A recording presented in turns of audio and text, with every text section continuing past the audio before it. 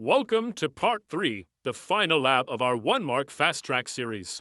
Let's finish strong with networks and SQL. Alright, let's dive right in. First up, we're tackling networks, specifically the devices and protocols. You know, the basic building blocks. These are absolute must-knows for the exam, so definitely pay close attention here. Okay, first question. Have a look. Which of these devices is the one that really brings a local area network, a LAN, together?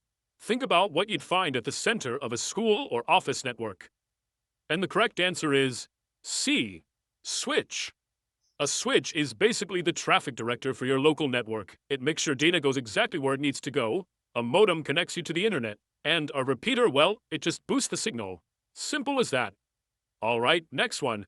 Imagine your Wi-Fi signal is getting really weak because you're too far from the source. What's the specific device designed to fix that? Yep, that's going to be crack. Repeater. The name gives it away, right?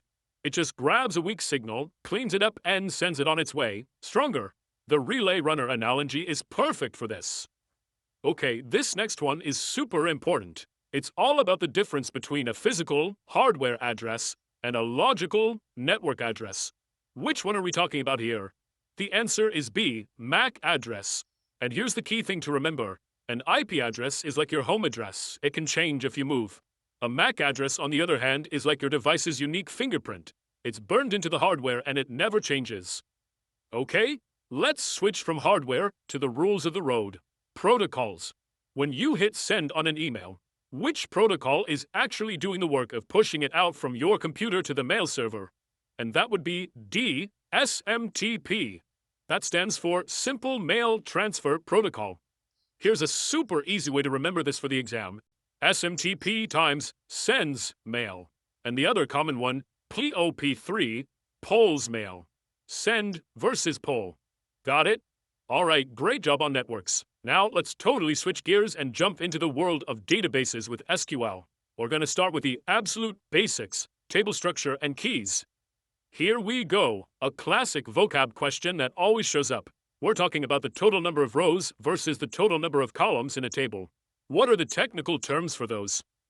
The correct answer here is B. Cardinality is for rows and degree is for columns. Want to remember it forever? Just think cardinality counts the records, the rows, and degree is the number of details, the columns. Okay, this next one is a fundamental rule of database design. There's no exception. When it comes to primary keys in a single table, how many are you allowed to have? And the answer is B, just one. That's it. It's a hard and fast rule.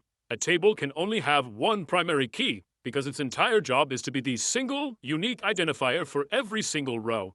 No confusion allowed. So we've established a table gets only one primary key, but where does that special key come from? Which group of keys does the database designer get to pick it from?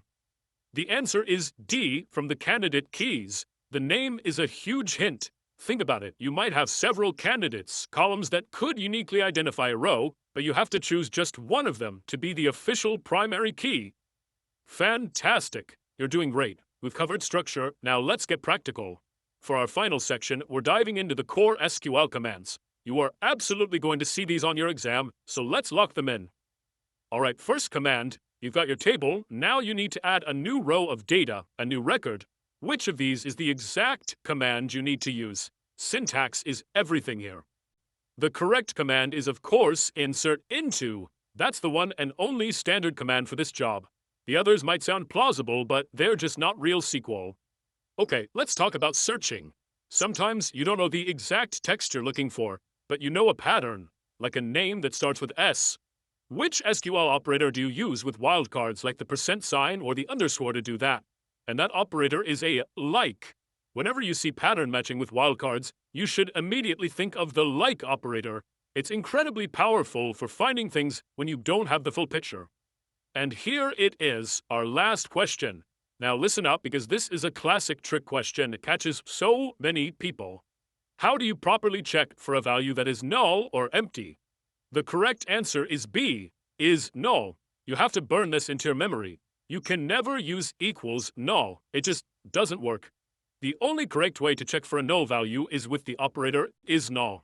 It's just one of those fundamental rules of SQL. That completes our 1-mark essentials. Master these MCQs, really get them down, and you are set for a perfect score. Good luck for CBSE 2026.